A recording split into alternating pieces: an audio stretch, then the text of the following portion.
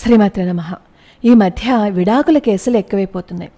ప్రేమించి పెళ్లి చేసుకున్న వాళ్ళు కూడా మా ఇద్దరికి సరిపడలేదు, మా ఇద్దరి అభిరుచులు ఒకలా ఉండలేదు, అందుకనే మేము విడిపోతున్నామంటూ విడాకులు తీసేసుకుంటున్నారు. ప్రేమించినప్పుడు ఒకళ్ళకి ఒకళ్ళు ఏం చేసినా చాలా చక్కగా అనిపించే విషయాలు పెళ్ళైన తర్వాత అవి చాలా ఘోరంగా అనిపిస్తున్నాయి. అందుకని అర్థం చేసుకుని పెళ్లి చేసుకున్న వాళ్ళు కూడా విడాకులు తీసేసుకుంటున్నారు. దీనికి కారణం ఏంటి అంటే సర్దుకుపోవటం, సమర్థించుకోవటం ఈ రెండు లేకపోవటమే. సవరించుకుని సర్దుకుపోతుంటే అనుబంధాలన్నీ అలానే శాశ్వతంగా మిగిలిపోతాయి.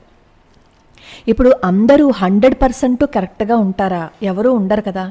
పాపం ఎక్కడి నుంచో వస్తుంది ఆడపిల్ల, తన ఇంట్లో అందరినీ వదిలేసుకుని అత్తారింట్లో అడుగు పెడుతుంది. అక్కడ ఉన్న పరిస్థితులు ఈమెకి అనుగుణంగా లేకపోతే భర్త సర్ది చెప్పటానికి బదులుగా ఈమెని హింసిస్తూ మాట్లాడుతూ ఉంటారు. 1 రోజు 2 రోజులు 3 రోజులు అంటే ఆ అమ్మాయి పడుతుంది. కానీ ప్రతిసారి ప్రతి క్షణం ఆ అమ్మాయిని హింస పెట్టేటట్టే మాట్లాడితే ఆ అమ్మాయి ఇంకా తట్టుకోలేక నా వల్ల కాదు, నేను విడాకులు తీసేసుకుంటున్నాను అని చెప్పి బయటికి వచ్చేస్తున్నారు. ఇలా చాలా కారణాలు ఉంటాయి. అటు అబ్బాయి విషయానికి వస్తే ఆ అమ్మాయి మాతో కలవటం లేదు అని చెప్పి వాళ్ళు అంటారు. వచ్చిన అమ్మాయిలు కూడా ఇప్పుడు పుట్టింట్లో ఒకలా ఉంటుంది, అత్తారింట్లో ఒకలా ఉంటుంది. పుట్టింట్లో అన్నీ పర్ఫెక్ట్గా ఏం జరిగిపోవు కదా. పుట్టింట్లో కూడా మన తోబుట్టులతో అప్పుడప్పుడు మాట వస్తుంది.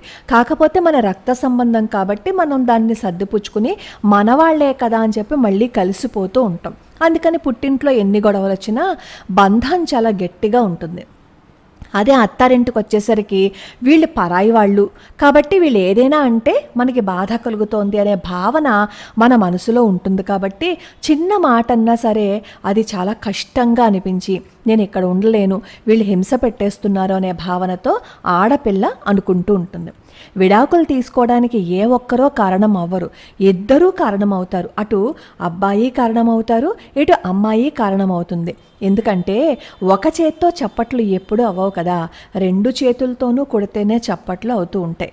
కాకపోతే ఏంటంటే మన వైపు నుంచి చూసినప్పుడు మనది రైట్ అనుకుంటాం, వాళ్ళ వైపు నుంచి చూసినప్పుడు వాళ్ళేం చెప్తారు, నాదే రైటు అని అనుకుంటారు. కాబట్టి ఈ ఈగోస్ వల్ల వీటిల వల్ల దాంపత్య బంధం బీటలు వారిపోతుంది. ఇప్పుడు ఆఫీస్లో పనిచేస్తూ ఉంటాం, ఆఫీస్లో అందరూ మనకి నచ్చినట్టే ఉంటారా? ఉండరు కదా. అలా అని చెప్పి మనకి నచ్చినట్టు లేరు, మనల్ని ఇబ్బంది పెడుతున్నారు అని చెప్పి ఉద్యోగం మనం మానేస్తున్నామా? మానేయటం లేదు కదా. రైలు ఎక్కుతాము, రైలు ఎక్కింది మొదలు మనకి ఎవరో ఒకళ్ళు నచ్చని వాళ్ళు ఉంటారు. ఆ నచ్చిన వాళ్ళు మనల్ని ఏదైనా అన్నారు అని అనుకోండి, అప్పుడు మనం రైలు దిగిపోతామా? వాళ్ళు ఏదైనా అన్నారు అని దిగిపోం కదా. మనం చేరవలసిన గమ్యం వచ్చే వరకు ఆ రైల్లోనే కూర్చుంటాం వాళ్ళతో ఇబ్బంది పడుతున్నా. అలాగే జీవితం కూడా రైలు ప్రయాణం లాంటిది. సర్దుకుపోయి సమర్థించుకొని మనం అలా ప్రయాణం చేసాము అని అనుకోండి, కొన్ని ఇబ్బందులు వచ్చినా మనం మన గమ్యం చేరతాం. ఇంట్లో ఉన్న ఒక వ్యక్తితోనే సామరస్యం సాధించలేనప్పుడు ప్రకృతితో ఎలా సాధిస్తాం? పరమాత్మతో ఎక్కడ సాధిస్తాం చెప్పండి? దాంపత్య బంధం అలా చివరి వరకు నిలబడాలి అంటే ఇద్దరూ ప్రయత్నించాలి. ఇద్దరూ ప్రయత్నిస్తే మాత్రమే ఆ దాంపత్య జీవితం కలకాలం హాయిగా సుఖంగా సంతోషంగా ఉంటుంది. భార్యాభర్తలిద్దరూ ఒక బండికి 2 చక్రాలు లాంటి వాళ్ళు. ఏ ఒక చక్రం లేకపోయినా సరే ఆ బండి నడవదు. చాలామంది అనుకుంటారు, ఈయన నాకు నచ్చలేదు, విడాకులు తీసేసుకుంటాను, ఇంకో పెళ్లి చేసుకుంటాను అని అనుకుంటారు. నాకు ఈ మధ్య కొంతమంది మెయిల్స్ చేసినప్పుడు వాళ్ళ ఆవేశంతో విడాకులు తీసేసుకుని ఉన్నారనమాట. తీసేసుకున్న తర్వాత వాళ్ళకి ఎందుకో బాధ అనిపించి మళ్ళీ తిరిగి ఆ లైఫ్ పార్ట్నర్తో కలవాలి అని అనుకుని ఏం చేస్తే కలుస్తామని చెప్పి అడుగుతూ ఉంటారు. ఒకసారి మనం బద్దలు కొట్టేసిన తర్వాత తిరిగి అక్కడికి వెళ్ళాలని ప్రయత్నం చేసినా అక్కడికి మనం వెళ్ళలేం. ఆ బంధాన్ని ఎంత జాగ్రత్తగా కాపాడుకుంటే అంత ఆనందంగా మనం ఉండగలుగుతాం. మనం పెళ్లి చేసుకున్న వ్యక్తి సరిగా లేరు అని చెప్పి విడాకులు తీసేసుకుని 2వ వివాహం చేసుకున్నాము అని అనుకోండి, ఆ 2వ వివాహం చేసుకున్న వాళ్ళు కూడా మనకి అనుగుణంగా ఉండాలి అని రూల్ ఏంటి? అనుగుణంగా ఉంటే చాలా సంతోషమే, లేకపోతే కాబట్టి వీలైనంత వరకు సర్దుకుని వాళ్ళతో ఉంటేనే మనకి గౌరవం, వాళ్ళకి గౌరవం. మనం మన సమాజానికి ఒక మెసేజ్ని ఇచ్చిన వాళ్ళం అవుతాం, సర్దుకుపోతే జీవితం బాగుంటుంది అని. కానీ కొన్ని పరిస్థితుల్లో భరించలేకపోతూ ఉంటారు. ఇంకా కొట్టేయడం, తిట్టేయడం, ఇంకా అసలు ప్రతి క్షణం నరకం చూపించేస్తూ ఉంటారు. అలాంటి సమయాల్లో ఏదైనా పెద్దవాళ్ళ ముందు ఆ సమస్యని పెట్టి వాళ్ళు చెప్పినట్లుగా వ్యవహరించి, సరే ఇంకా సరిపడకపోతే తప్పనిసరి పరిస్థితుల్లో బయటకు రావాల్సి వస్తే తప్పదు, కానీ ప్రతి చిన్న విషయానికి బంధాన్ని దూరం చేసుకోవద్దు. ఏదైనా సరే బంధం దగ్గరగా ఉన్నంతసేపు దాని విలువ తెలియదు. ఒకసారి దూరం అయితేనే ఆ బంధం విలువ తెలుస్తుంది. సీతమ్మ వారు ఒక శ్లోకాన్ని చెప్పారు. ఆ శ్లోకాన్ని నిత్యం ఎవరైతే మననం చేసుకుంటూ ఉంటారో వాళ్ళ దాంపత్య జీవితం బాగుంటుంది, వాళ్ళ కుటుంబం చాలా క్షేమంగా ఉంటుందన్నమాట. ఇందులో ఉన్న దంపతుల జీవితాలని మనం చదివాము అని అనుకోండి, మనం ఎలా బ్రతకాలి అనేది తెలుస్తుందన్నమాట. అందుకే ఈ శ్లోకాల రూపంగా ఇవి చదవడం వల్ల మీకు మంచి జరుగుతుందని చెప్పడానికి కారణం అన్నమాట.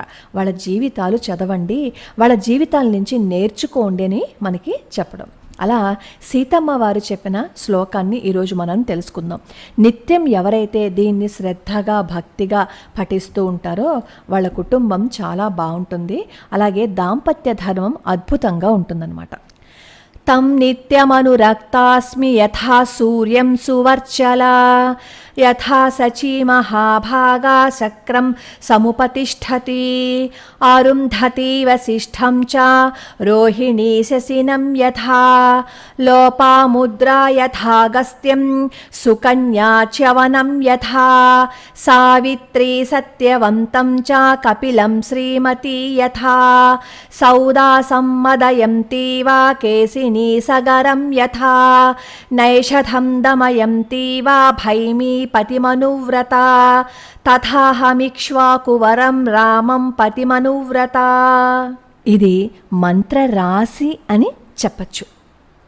ఇది ప్రతినిత్యం పూజ చేసుకునేటప్పుడు అలా స్మరణ చేసుకుంటూ ఉంటే వాళ్ళ దాంపత్య జీవితం బాగుంటుంది, దంపతులు కలిసే ఉంటారు. ఇది సీతమ్మ వారు చెప్పిన మంత్రరాశి. లోకా సమస్తా సుఖినో భవంతు, సర్వే జనా సుఖినో భవంతు.